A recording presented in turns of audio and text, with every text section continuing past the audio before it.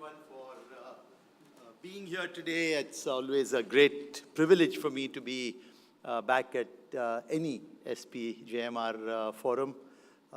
My association with the Institute in a deep way started in 2011, I think it was, late 2011, at the invitation of Dr. Manish Srikant, when we were working on rethinking the MBA and different areas of work. I spoke at that time about leadership. Then continued in 2013 with the design thinking workshop that we ran, and I did another second workshop just for the faculty. Then 2017 on this course on critical thinking and machine learning that we were innovating on. So my association with the Institute is deep. It's a privilege, really an honor. It is a very unique institution, and so I always love coming back. So first, thank you, therefore, for the honor of inviting me. As I reflected on what I would say today about design thinking, it's in this audience, a lot of people already know a lot about design thinking. So the question is, what should one be talking about that is unique, different? And so as I reflected on what I might say, I first said, let me just broadly introduce the topic, just take a minute or two to do that. And then dive into an area where, and I'm very impressed by some of the questions that were asked earlier and by the work that Ranjan and Suranjan did, into areas where you may not think design thinking can be applied. And I then wanted to close with an example that truly reflects what this institute is about, and an example that all of us can relate to, even if you've never looked at design thinking or seen design thinking. So several objectives. Let me see how well I can do with respect to each of these. First, and Ranjan mentioned this earlier, typical problem-solving mindset. You know the problem, you know where you're going to go. I give you a problem, you come up with a solution. That distance is not very far. I would say at that stage, I don't worry about applying too much of design thinking because you can go from A to B very quickly. As I get to more difficult and challenging situations, now I need to have a different mindset. It's not the standard problem-solving mindset where the distance from problem to solution is very close. I have to now straddle very concrete things that I observe. But unless I let my brain travel to very abstract spaces, the chance that I'll come up with a very innovative solution is smaller. Not that you won't, but the chance that you'll come up with an innovative solution is smaller. So we argue that there's not a straight line that goes from problem to solution. You've got to take a different path. And we take a different path because it has to be both actually applicable. You want a solution that makes sense. But I also want to allow myself the luxury of thinking differently, of thinking out of the box, of thinking in novel ways, while all the time making sure that whatever I think about is also useful. There are many steps in that process. Ranjan and Suranjan in their work have already described this. I'm not going to spend too much time on it. But the standard design thinking process will start with making observations, deep empathy, deep understanding of those, will lead to insights and framing and problem framing, as we talked about in the survey that they did, identify opportunity areas, come up with ideas, brainstorming. There are other techniques that we call systematic inventive thinking, where you can come up with ideas in more systematic ways, develop those ideas. That's what Ranjan and Suranjan described in rapid prototyping. And then, of course, a very important part of implementing innovations and making sure that it actually works in practice is how do I then think about whether that innovation will take hold or not? Will it apply? Will it actually happen? So this is the process that we typically think about as we think about applying it. But where I thought I would go today is to argue that even in areas where you might have thought that design thinking has not much place, I'm going to argue that today, at least, my conviction, and indeed certain programs that we're already doing at Harvard, suggest that these might actually be very fertile opportunities for us to apply everything that you just heard from Ranjan and Suranjan in their research and the comments they had. And so I'm going to talk about, is it possible to think about design thinking as it applies to two very important areas in organizations, strategy and leadership. Now, when I think about strategy and leadership, of course, I know that I'm not arguing at all that it can't be applied in the other areas we talked about. But that's been well understood. We can certainly apply it to product and service design. You saw many examples of that in the discussion we just had. You can certainly apply it to business model and process design. You saw that that was also part of it. You could see already that in change management, which we think of as a very important aspect of leadership, less applied, not done so much. But then the area of strategy. And strategy, of course, and it should not be interpreted to mean that therefore the ways in which we've thought about strategy or talked about strategy at this point is not relevant. So the idea of frameworks, the idea of trying to come up with certain concepts, the idea that I want to think about areas of competitive advantage, the more analytical parts of strategy are, of course, clearly very important parts of strategy. I would never suggest that it's not an important part to think about strategy in that way. But if I take the user-centric view that we've just been discussing in many of our other examples, the question is, can it be married with what we have often talked about in strategy? And particularly when I'm talking about coming up with strategies that are much more innovative, different, responding to important unmet needs, might I be able to say that the whole concept of design thinking can be extended to areas of strategy? And the same applies to leadership. Can I argue that, as the question earlier on suggested, can I think about redesigning my own behaviors, if I thought about that as an objective that I have? Can I think about redesigning my relationships, if that's an objective that I have? Can I think about my ways of influencing other people, if you thought that leadership, that was an important component of leadership? Can I think about how I might bring change in an organization as an important aspect of leadership? And the question I'll pose, and hopefully at least give a partial answer to, is that can we think about design thinking in the context of strategy and leadership? So that's where I wanted to go. Then I thought, but how am I going to do this? We've only got 15 minutes to talk about a very complex topic. I've got only a very short period of time. I want to talk about areas where it can be applied. And I thought to myself, I said, what is an example of people who, in this audience, in the Indian context, we'd all know about?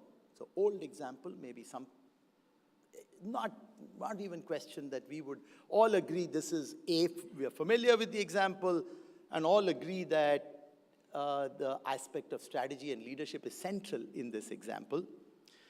And can I then use that example to show how, in just thinking about this simple framework, I can argue that at least there's a lot of potential to think about applying this kind of framework to areas of strategy and leadership. So that was my goal.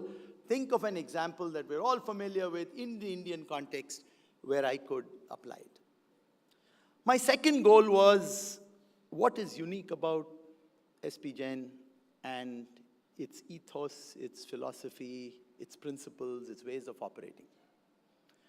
And I've always, of course, Bharati Vidya Bhavan influence for sure, but I, of course, always remember how Dr. Srikant would talk to me about those early days, and many stories that I'm sure has continued in the oral history, I'm sure part of the written history as well of the Institute.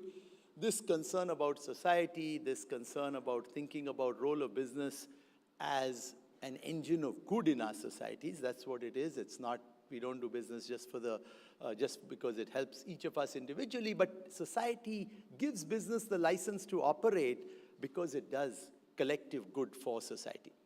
So given that ethos, and given where SP Jain's approach, and I think about the Abhyudaya program, and I think about the work that you students have done with sitaras, and I think about the way you've thought about moral leadership as an important part.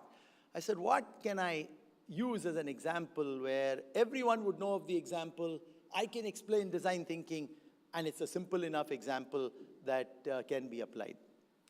And so I thought, can I take you all the way back to Mahatma Gandhi? I have mentioned in many of my public speeches that I'm an unabashed admirer of Gandhiji. My father was a freedom fighter, was deeply influenced by it, so we grew up in a household very deeply influenced by Mahatma Gandhi.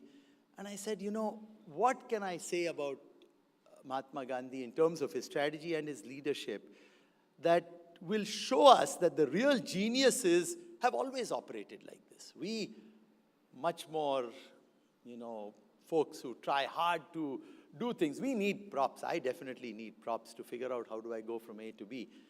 But the real geniuses always figure this out. And whether it's a genius in the realm of business or a genius in the realm of social movements, social reformers, these individuals always have this spirit of design thinking in them. So I want to argue that if I look at a couple of episodes in Gandhiji's life, that in fact underlying the strategy and leadership that he actually implemented in his life, examples that we'll all be familiar with, was very much a design thinking problem the way we think of it today. He would never describe it that way, of course. The word probably wasn't coined or invented, but he was designing a freedom movement. He was designing how, in fact, India gains independence. This was a design problem, very uncertain in terms of where the outcome would go, requiring lots of different aspects of strategy and leadership. So I said, might I take that example as a simple example in this context of this institute in India today? Tomorrow happens to be his death anniversary, of course, as we also know. But in that context, can we think about why design thinking might be a very useful lens with which to view Gandhiji's work and thereby learn from what we might understand from it. This idea was first in a session that we had done together, floated by Vinay Dabolkar of Cataline Consulting. And the example that I'm going to use that is the famous salt march that we're all familiar with, so I don't have to worry about context. What I'm going to try and do is argue that the salt march is in fact very tightly coupled to innovation, very tightly coupled to strategy, very tightly coupled to leadership, as a way of articulating why I believe that design thinking is very productive in that context. So this is, of course, the 1930 salt march. We know the facts in this audience about the tax and Gandhiji's attempt to argue that it wasn't a good tax. But if you now think about the process that Suranjan and Ranjan were trying to describe, the real events that lead in Gandhiji's life that cause us to think about what happens, of course, June 7th, 1893, when he is thrown off the train because of laws restricting the rights of Indians. Gandhiji himself describes this as the most creative experience of my life. And another lesson here for us in the corporate world or in the social world or in the not-for-profit world, this idea that very often we will have an operational problem. This is, at one sense, an operational problem. He's thrown off the train. His operational problem is, how do I get back to wherever I was going to go, because I can't go on the train on which I was just thrown out of. And most of us would have figured out a different solution. Well, I go somewhere, call someone, get some other way of finding transportation, and I've solved my operational problem and I'm done.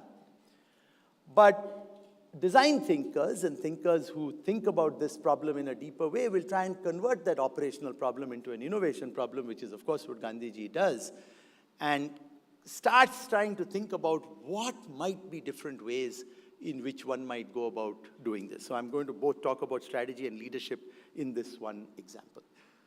So, of course, takes a little while in this case, so not as fast as we in the corporate world typically act, but he's, of course, talking about a larger and a much more complicated problem, conceives of the idea of satyagraha. So, insistence on truth, sole force, satya, truth, agraha, insistence, and uses a technique that we actually teach in our course, which we call subtraction, which is when you're thinking about a revolution, what do you think is absolutely essential for a revolution to succeed?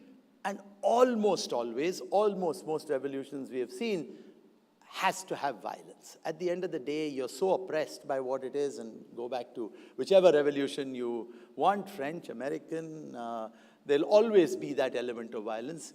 One of our techniques in thinking about innovation is, how do I take out something that you thought was essential? He takes out violence and says, no, we're going to run something on a completely non-violent, going to conduct a non-violent revolution. And then notice what he says about that after the first one.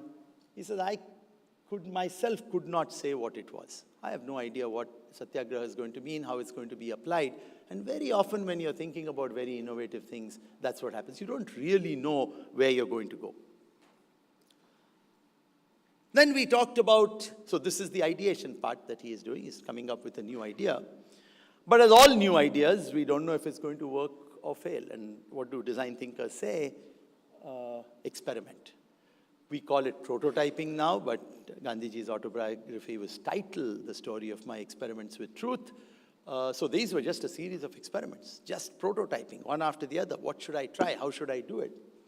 And he launches the first campaign of Satyagraha, civil disobedience, against the then Transvaal government in South Africa, after it further tried to restrict the rights of Indians in that country.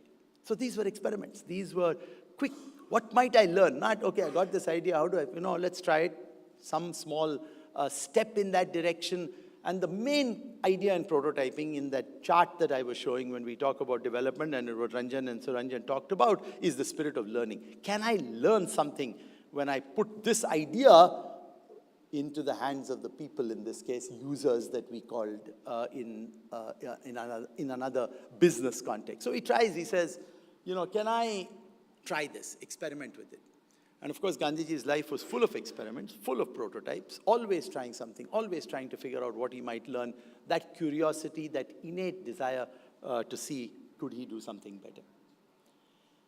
And then he decides, leading up now to the Dandi March, and about how do I now start communicating. So this gets into, I've got an idea, I have figured out how I'm going to prototype it. Now I got to start thinking about implementation. And so his first communication is in this Young India article about when I am arrested. Notice that that's where the article starts. It's about when I'm arrested. He hasn't told you why he's writing that. He hasn't told you what it is. But good implementers of innovations always try to create that curiosity. What is he talking about? Why does he say what will happen if he's arrested? And the next part of that article talks about why he regards British rule as a curse. I don't need to go through all the details in this audience, but trying to still give options to coming up with different solutions. So not just thinking about one thing I'm going to do and then do it, but here are different options. If you don't take any of these options, then this is what I'm going to do, and potentially you will arrest me for doing it. But I want to lay out what all the different options are. Whenever we're thinking about implementing an innovation, always good to compare that innovation with different options, providing those different options. So there he is actually doing that. Then, of course, the Salt March itself, 200 miles over 24 days, April 5th, takes the grain of salt. And, of course, definitely wants to make sure that he's communicating this effectively. So has a New York Times journalist writing, chronicling this whole journey for lots of people to know about. So what principles might we glean from implementation from the Salt March? Again, important principles that we learn from innovation. Curiosity before content. Trying to get people to be curious. Why are you even talking about being arrested? What are you up to? What are you going to do? Options before solutions. Not just saying it's only one thing, giving a couple of different options that people might have. Remove ills, face civil disobedience, otherwise we'll go ahead with what we have in mind. Demonstrate to communicate, so it's not just a concept or an idea. This idea of implementing innovation, very important. You can come up with an idea. If you don't prototype it and don't actually do something with it, for the most part, we won't call it an innovation. We might say it's a creative idea, but it's not an innovation until you actually put it into practice, and so does that. makes it personal, make sure that salt needed by every Indian, this is something that people will relate to. More we can do that with our innovations, more likely that it will succeed. And psychologically comfortable and easy to understand, easy to explain why the salt tax was wrong and why, therefore, people might want to revolt against it. These are principles we teach when we think about implementing innovations. If one can do this across innovations that we are actually trying to implement, more likely than not that those innovations will succeed. That then brings us to this idea of mindsets that Ranjan and Suranjan also talked about. And work by Carol Dweck suggests that even as we're thinking about innovation, there are two types of mindsets that we have. One type of mindset we'll call the performance mindset. That performance mindset is a urgency to prove yourself because you believe you have only a certain amount of intelligence, personality, and moral character, and that's all I'm going to be doing. However, if you're going to be a very good innovator, you need to have what's called a growth mindset. It creates a willingness to learn from failure. It believes that you have the potential to change. It forces you to think that your talents can be grown across all these. I don't have a fixed endowment. I can always grow. I can always improve. And I can grow my talents, aptitude, interests through application and experience. So what is it that we have when we think about the performance mindset? I won't go through all the list here, but people with a performance mindset need to prove oneself. They're careful about what they say. They avoid challenges. They get defensive when faced with obstacles. They believe a belief in talent, not effort, is the key to success. Can't do anything about it. That's all the talent that I have. They ignore useful feedback and are threatened by the success of others. People with growth mindsets have exactly the opposite ways of thinking. So if we are going to apply design thinking to leadership and strategy, as I argue we can and should be able to do with, I think, considerable benefit, moving away from just thinking of these as analytical exercises to really engaging people on the side of leadership and engaging perhaps customers or people you're serving in the side of strategy, it'll be very important not only to think that that's possible, but to have that growth mindset in order to do it. So it requires a process of both concrete and abstract thinking. You need to clarify, ideate, prototype, and implement. So same principles will apply even as I'm thinking about applying this in the context of strategy and leadership. But it'll also require developing a growth mindset, because without that, as the research shows, very hard for us to do it. So I actually believe that both from a point of view of corporations, that we can take the exact same framework and do it to improve ourselves. That's one way certainly you can think about applying design thinking, redesigning how you might have your own interactions and how you lead others.